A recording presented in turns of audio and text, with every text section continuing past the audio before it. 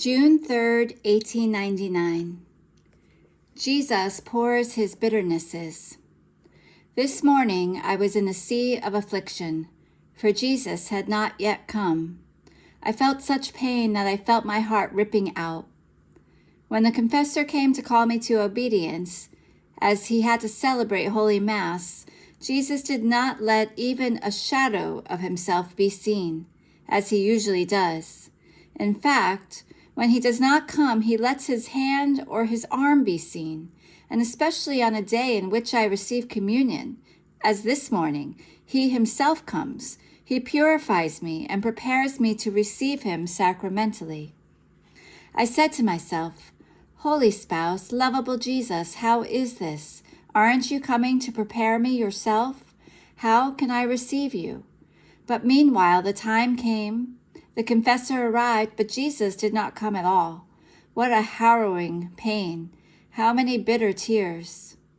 The confessor told me, You will see him at communion, and out of obedience you will ask him why he does not come and what he wants from you. So after communion I saw my good Jesus, always benign with this miserable sinner.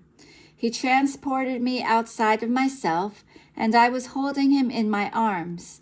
He was a child, all afflicted. Immediately I began to say, My little child, my sole and only good, how is it that you do not come? And what have I offended you? What do you want from me that you make me cry so much? And in the act of saying this, the pain was so great that even though I was holding him in my arms, I kept crying. But even before I finished speaking the last word, drawing his mouth close to mine, Jesus poured his bitterness without answering a word. When he would stop pouring, I would start speaking again, but Jesus would not pay attention to me and would begin to pour again. After this, without answering anything of what I wanted, he told me, Let me pour into you, otherwise, just as I have destroyed other places with the hail, so will I destroy your area. Therefore, let me pour, and do not think about anything else. And so it ended, without telling me anything else. June 5th, 1899. The operating of Jesus is not hasty, but all in its time. The health of the confessor. My state of annihilation still continues, but such that I did not dare to say a word to my beloved Jesus. However, this morning, having compassion for my miserable state, he himself wanted to cheer me, and here is how. As he made himself seen, and I felt all annihilated and ashamed before him, Jesus drew near me, but so close that it seemed to me that he was in me and I in him. And he told me, My beloved daughter, what's wrong that you are so afflicted? Tell me everything, for I will content you, and I will remedy everything. Since I continue to see myself the way I described above the other day, and seeing myself so bad, I did not even dare to tell him anything. But Jesus repeated, Come, tell me what you want. Do not hesitate. Seeing myself almost forced, bursting into flooding tears, I said to him, Holy Jesus, how do you want me to not be afflicted? After so many graces, I should no longer be so bad. Sometimes, even in the good works that I try to do, in the very prayers I make so many defects and imperfections that I myself feel horror. What must it be before you, who are so perfect and holy? And then the suffering, so very scarce compared to before, your long delays in coming, everything tells me in clear notes that my sins, my awful ingratitudes are the cause of it, and that you, indignant with me, deny me also the daily bread, which you generally concede to everyone, which is the cross. So, you will end up abandoning me completely. Can there perhaps be a greater affliction than this? Jesus, all compassion for me, pressed me to his heart and told me, Do not fear. This morning we will do things together. In this way I will make up for your things." So first it seemed that Jesus contained a fount of water and another of blood within his breast. And in those two fountains he plunged my soul, first in the water and then in the blood. Who can say how purified and embellished my soul became? Then we began to pray together, reciting 3 glory bees, and he told me that he was doing this to make up for my prayers and adorations to the majesty of God. Oh, how beautiful and touching it was to pray together with Jesus. After this, Jesus told me, "Don't let yourself be afflicted by the lack of suffering. Do you want to anticipate the hour established by me? My operating is not hasty, but all in its time. We will accomplish everything, but at the appropriate time." Then afterwards, because of a fully providential circumstance, unexpectedly, since the viaticum had come out of the church for other sick people, I too received communion. Who can say afterwards everything that passed between me and Jesus, the kisses, the caresses that Jesus gave me? It is impossible to say everything. After communion, I seemed to see the sacred host, and in the host I could see now the mouth of Jesus, now his eyes, now one hand, and then he showed all of himself. He transported me outside of myself, and I found myself now in the vault of the heavens, now on earth in the midst of men, but always together with Jesus. Every now and then he would repeat, "Oh, how beautiful you are, my beloved. If you knew how much I love you, and you, how much do you love me?" On hearing these words being spoken to me, I experienced such confusion that I felt myself dying.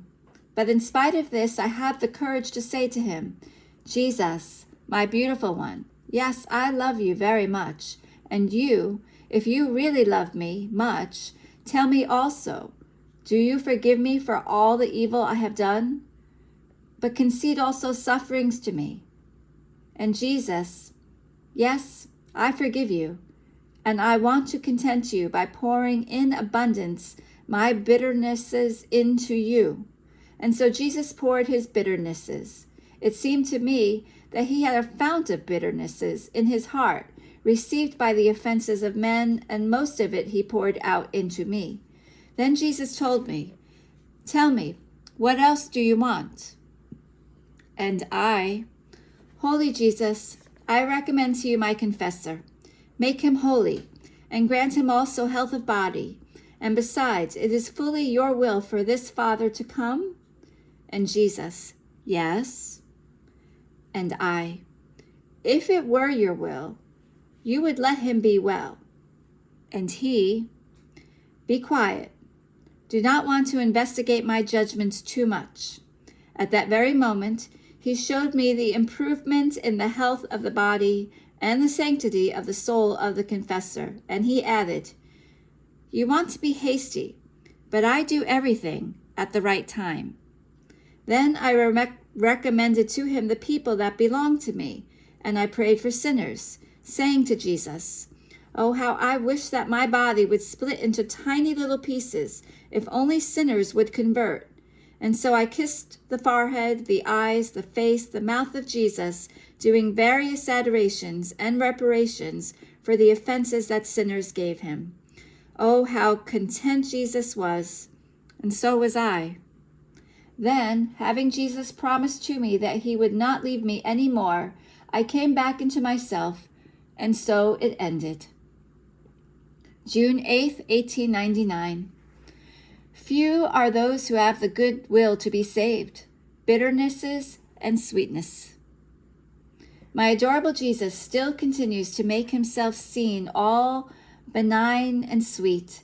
This morning, while I was together with him, he repeated again, "Tell me, what do you want?"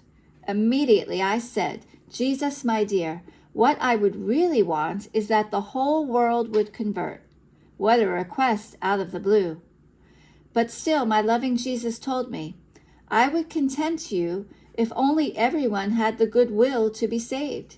Yet to show you that I would gladly grant everything you have said, let us together go into the midst of the world, and all those whom we will find with good will to be saved, as evil as they might be, I will give to you. So we went out into the midst of the people to see who had the good will to be saved. But to our greatest disappointment, we found a number so very scarce that it is pitiful even just to think about it. In this number so very scarce, there was my confessor, the majority of priests, and a part of the faithful, but not everyone from Carato. Then he showed me the various offenses he was receiving.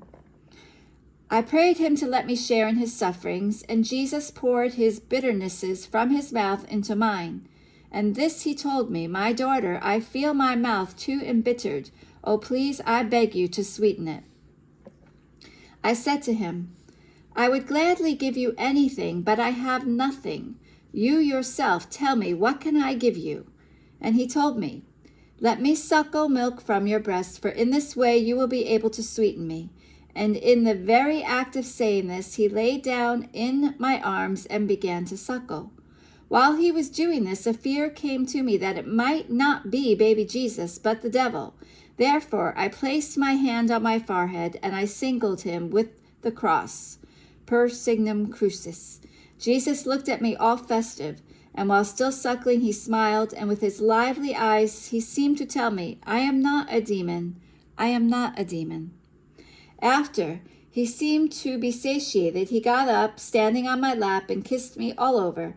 Now, since I too felt my mouth bitter from the bitternesses he had poured into me, I felt the desire to suckle from the breast of Jesus. But I did not dare to.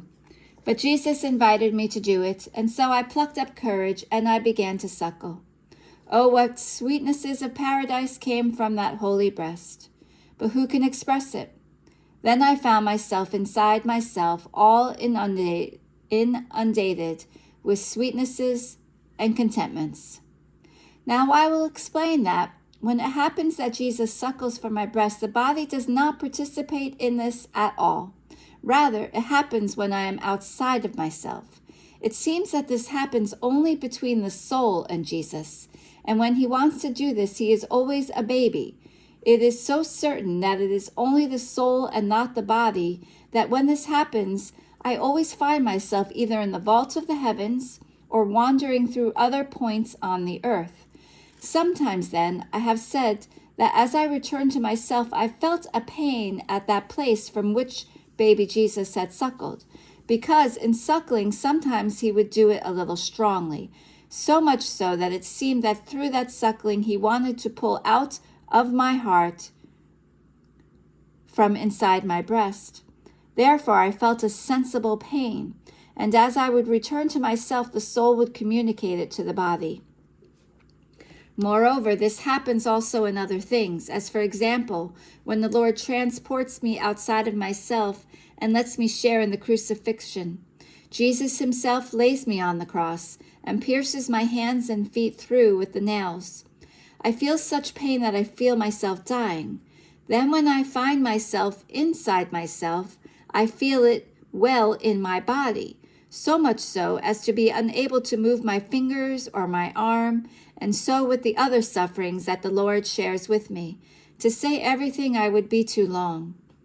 I also remember that when Jesus would suckle from my breast, he would place his mouth there, but it was from my heart that I would feel him draw whatever he suckled, so much so that while he would do this, at times I felt my heart being torn from my breast, and sometimes, feeling a most vivid pain, I said to him, "My pretty little one, really, you are too impertinent. Do it more gently, for it hurts very much."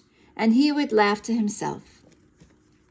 In this same way, when I am the one suckling from Jesus, it is from his heart that I draw that milk or blood, so much so that for me, suckling from the breast of Jesus is the same as drinking from his side. I will add also another thing. Since the Lord every now and then is pleased with pouring a most sweet milk from his mouth, or with letting me drink his most precious blood from his side, Then, when he does this, of wanting to suckle from me, he suckles nothing else but what he himself has given me, because I have nothing with which to sweeten him, but much with which to embitter him. So this is true. Sometimes in the very act in which he suckled from me, I suckled from Jesus, and I perceived clearly that what he was drawing from me was nothing other than what he himself was giving me. It seems that I have explained myself enough, as much as I could.